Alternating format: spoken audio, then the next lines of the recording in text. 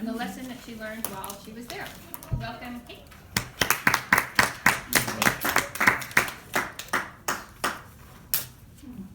Good morning. Good morning. Good morning. Well, before I begin my tale of the Windy Gap, I think it's important that I begin with a prelude and that you know that I was raised very Catholic.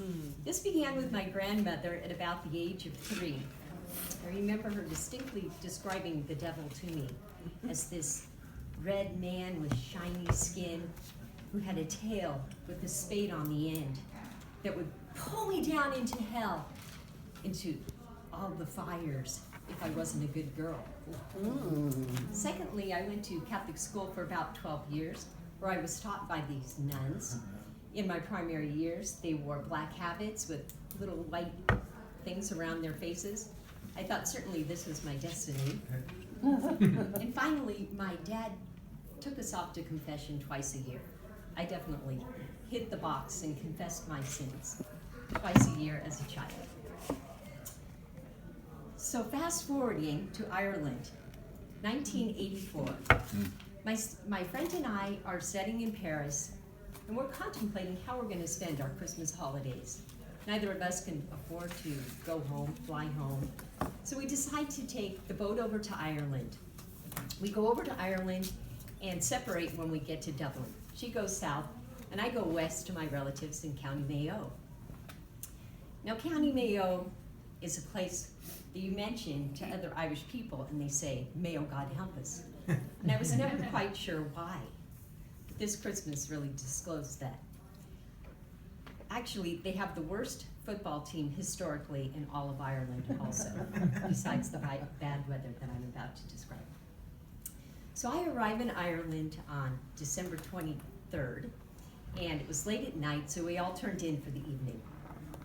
We wake up the next day and they tell me we're going to take this journey over the Windy Gap, which is between Castlebar and Lough Erne. It really is about the size of Mount Diablo, but much less windy. More or less just a straight road over the top and down. So we get to the car, a janky old Ford, and there are 6 of us, really, 5, a true splice of Irish life. We have Emmett, the dairy farmer. He's very grimy, and when he gets excited, he likes to say, "By Christ, by Christ, by Christ," and then he really speeds up when he's very excited and says, "Kista, Kista, Kista, Kista." This did take a little getting used to on my part. I didn't understand what he was saying at all. And then there's his daughter, Mary, who's about 10 years older than me, and she's the bookie in town, so she takes the bets on the greyhound races and the horse races. And she has a joke for everyone, young and old, dirty, clean, many jokes. Her husband, Jim, is behind the wheel, and he's a woodworker. He teaches woodworking in the local Christian Brothers school. And then there's Mary's mother, Kathleen, the most holy one. She's often in prayer and a very serious woman. And myself, nicknamed the Yank.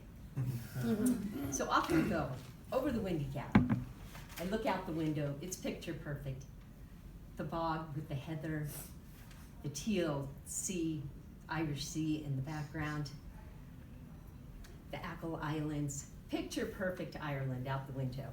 And we're singing away, "I'm a rambler, I'm a gambler, I'm a long ways from home, and if you don't like me, well, leave me alone." Jokes are flying, we're having a great time. Going over the hill, suddenly, an absolute cloudburst. The sky is dark and the wind howls. The car starts to tighten. And Mary's mother is in a panic. All of a sudden, she breaks out in prayer. Now, I come from a Catholic background, but I've never seen anything like this. The Hail Mary. Hail Mary, full of grace, the Lord is with thee. The whole car is saying this together. Faster and faster. The storm is pummeling the car. It's going back and forth. And I become very scared. I look out the window again. It's misty. I can't see anything out the window. My thoughts turn to my family back home. Christmas, December 24th, Christmas Eve. My dad calling from the local phone with my little brothers. "Ho, ho, ho. Have you been a good boy this year? What would you like for Christmas?"